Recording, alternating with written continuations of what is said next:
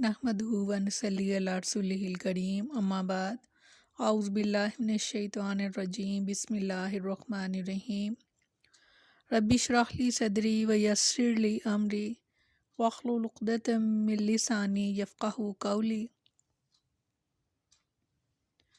अस्सलामु अलैकुम व रहमतुल्लाहि व बरकातुहू। कैसे हैं आप सब? इंशाअल्लाह खैर व आफ़ियत से होंगे। अल्लाह ताला आप सबको अपने हिफ्ज़ व अमान में रखे, आमीन सुम्मा आमीन। तीसरा पारा सूरत आल इमरान आयत नंबर 37। लफ्ज़ी तर्जुमा फ़तक़ब्बलहा, बस कबूल किया उसको, रब्बुहा, उसके रब ने, बेकबूल इन कबूल करना, हसन बहुत अच्छा, वाम बताहा, और नशोनुमा की, अमनबाता नशोनुमा करना, हसना बहुत अच्छे तरीके से, वकफ़लहा, और कफ़ील बनाया उनका ज़करिया अलैहिस्सलाम को, कुल्लमा जब कभी भी दाखला वो दाखिल होते, लईहा इनके पास, ज़करिया अलैहिस्सलाम महराब में यानी इबादत खाने में जहाँ हज़रत मरियम इबादत करती थी, वजदा तो पाते इंतहा उनके पास यानी हज़रत मरियम के पास रिज़्क़ काला फरमाया हज़रत ज़करिया अलैहिस्सलाम ने, या मरजामो ए मरियम, अन्ना कहाँ से ला की तेरे लिए हाजा ये रिज़्क़ तेरे पास कहाँ से आया। कालत हज़रत मरियम बोली, वाह वो मिन इंदिल्लाहि अल्लाह के यहाँ से है।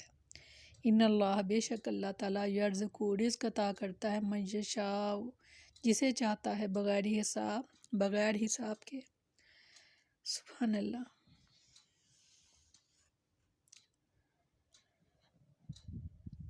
क्योंकि हज़रत मरियम की वालदा ने नज़र मानी थी कि जो बच्चा पैदा होगा और उनके ज़हन में था कि बेटा पैदा होगा तो मैं अल्लाह ताला के लिए उसको आज़ाद रखूँगी, यानी तजारत से और कामों से, कि वो अल्लाह ताला के घर की जो है वो हिफाजत करेंगे और वहाँ पर उनके जो हैं वो काम अंजाम दिया करेंगे।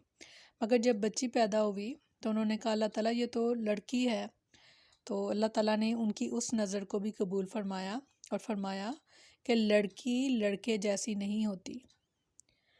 सुभान अल्लाह। फरमाया बस इसके रब ने इसे अच्छी कबूलियत के साथ कबूल किया, यानी उस बेटी को यानी हज़रत मरियम अलैहिस्सलाम को, और अच्छी नशोनुमा के साथ इसकी परवरिश की और इसका कफ़ील ज़करिया अलैहिस्सलाम को बना दिया। जब कभी ज़करिया अलैहिस्सलाम इनके पास इबादत खाने में दाखिल होते, इसके पास कोई ना कोई खाने की चीज़ पाते। कहा, ए मरियम ये तेरे लिए कहाँ से है। तो उसने कहा, यानी हज़रत मरियम अलैहिस्सलाम ने, उन्होंने कहा ये अल्लाह के पास से है, बेशक अल्लाह जिसे चाहता है किसी हिसाब के बग़ैर रिज़्क़ अता फरमाता है। बेशक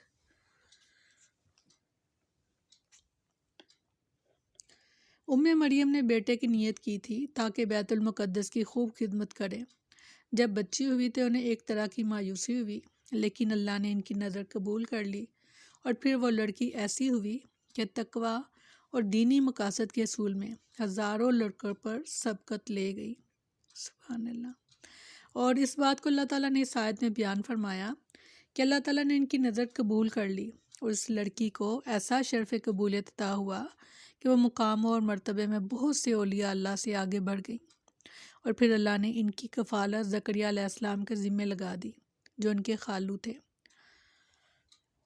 क्योंकि जब हज़रत मरियम जो हैं वो पैदा हुई तो उनके वालिद जो थे वो फ़ौत हो गए थे, तो इसलिए उनकी कफ़ालत जो थी वो ख़ानदान वाले जो थे वो अपने ज़िम्मे लेना चाहते थे, क्योंकि वो एक नेक बच्ची के ख़्याल से कि वो अल्लाह के लिए आज़ाद की गई हैं, तो एक मन्नत मान कर जो उनको इज़्ज़त बख्शी गई थी, तो इसलिए सब चाहते थे कि उनकी कफ़ालत वो करें। यहाँ तक कि फिर कलमे डाली गई, यानी कुरा डाला गया और हज़रत ज़करिया अलैहिस्सलाम का जो नाम था वो निकला, और हज़रत मरियम के खालू थे हज़रत ज़करिया अलैहिस्सलाम। तो जब भी ज़करिया अलैहिस्सलाम जो है इनके पास जाते तो मौसम सरमा का फल मौसम गर्मा में और गर्मा का सरमा में पाते थे, यानी बहुत बड़ा ये मौजज़ा था कि सर्दियों का फल गर्मियों में और गर्मियों का फल सब्ज़ियों में पाते। सर्दियों में क्योंकि کفالت کرتے تھے حضرت زکریا علیہ السلام، تو ظاہر ہے کھانا وغیرہ بھی وہی پہنچاتے تھے حضرت مریم کو۔ تو وہ اس لیے حیران ہوئے کہ کیونکہ میں نے تو یہ پھل نہیں پہنچایا اس کو، یہ پھل کہاں سے آیا اس کے پاس؟ تو اسی لیے حضرت زکریا علیہ السلام نے عذرا تعجب و حیرت پوچھا کہ یہ کہاں سے آتا ہے؟ تو انہوں نے کہا اللہ تعالیٰ کی طرف سے۔ اسلوب کلام سے ظاہر ہوتا ہے کہ یہ رزق بطور کرامت مریم علیہ السلام کے پاس پہنچ رہا تھا، اور اس کی تصدیق سیدنا خبیب بن عدی انصاری رضی اللہ عنہ کے واقعے سے بھی ہوتی ہے، جیسے سیدنا ابو ہریرہ رضی اللہ عنہ بیان کرتے ہیں کہ خبیب رضی اللہ عنہ کو مشرکین مکہ نے قید کر لیا،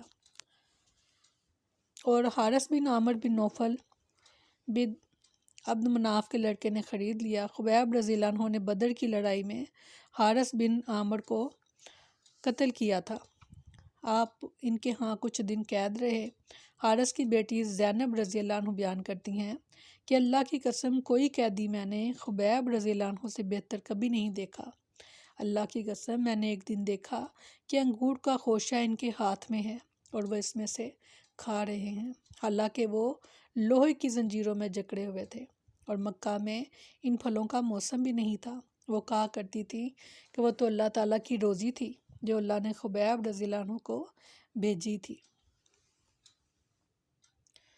سبحان اللہ۔ اس واقعے سے بھی یہ بھی ثابت ہوا کہ اللہ کے دوستوں سے جو کرامات ہیں وہ صادر ہوتی ہیں، لیکن اللہ کا دوست وہی ہوگا جو پابند شریعت، قرآن اور سنت کا متبع اور خرافات اور بدعات سے کوسوں دور ہوگا۔ مشرک، بدعتی اور قرآن و سنت سے دور اور عمل صالحہ میں کوتا کبھی بھی اللہ کا ولی نہیں ہو سکتا، اور ایسے لوگوں سے جن خرق عادت امور کا ظہور ہوتا ہے وہ جادو اور شیطانی عمل کا نتیجہ ہوتا ہے۔ مسلمانوں کو ایسے لوگوں سے ہوشیار رہنا چاہیے۔ سیدنا مالک بن صعصع رضی اللہ عنہ بیان کرتے ہیں کہ رسول اللہ صلی اللہ علیہ وسلم نے فرمایا، وہاں دوسرے آسمان پر معراج کی رات زکریا علیہ السلام کے بیٹے یحییٰ علیہ السلام اور عیسیٰ علیہ السلام موجود تھے۔ یہ دونوں خالہ زاد بھائی تھے۔ اصطلاح عرب میں ماں کی خالہ کے لڑکے کو بھی خالہ زاد بھائی کہہ دیتے ہیں، یعنی جو حضرت زکریا علیہ السلام تھے وہ حضرت مریم کی والدہ کے خالو تھے، تو ان کے والدہ کے خالو تھے، تو عرب میں یہ تھا کہ ان کے بچوں کے بھی وہ خالو تھے، اس لیے ان کو خالہ زاد بھائی کہا گیا، حضرت عیسیٰ علیہ السلام کو اور حضرت یحییٰ علیہ السلام کو۔